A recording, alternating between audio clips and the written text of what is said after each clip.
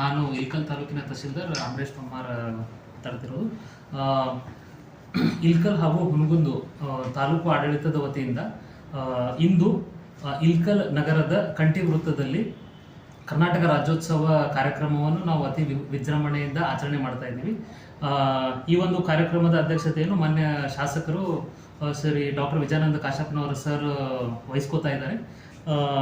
ಈ ಒಂದು ಕಾರ್ಯಕ್ರಮ 4 ಗಂಟೆಗೆ ಬಸವೇಶ್ವರ ವೃತ್ತದಲ್ಲಿ ಮೆರವಣಿಗೆಯಿಂದ ಪ್ರಾರಂಭವಾಗಿ ಕಂಠಿ ವೃತ್ತದಲ್ಲಿ ಸ್ಟೇಜ್ ಪ್ರೋಗ್ರಾಮ್ ಇರುತ್ತದೆ.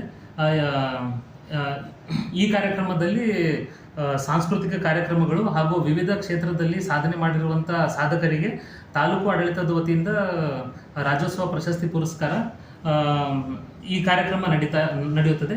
ಸೊ ಈ ಒಂದು ಕಾರ್ಯಕ್ರಮಕ್ಕೆ ಇಲ್ಕಲ್ ತಾಲೂಕಿನ ಎಲ್ಲ ಸಾರ್ವಜನಿಕರು ಕನ್ನಡದ ಹೃದಯ ಉಳ್ಳವರು ಎಲ್ಲರೂ ಪಾಲ್ಗೊಳ್ಬೇಕು ಅಂತ ನಾನು ತಾಲೂಕು ಆಡಳಿತದ ವತಿಯಿಂದ ತಮಗೆಲ್ಲ ಕೇಳ್ಕೊತೀನಿ. ಧನ್ಯವಾದಗಳು.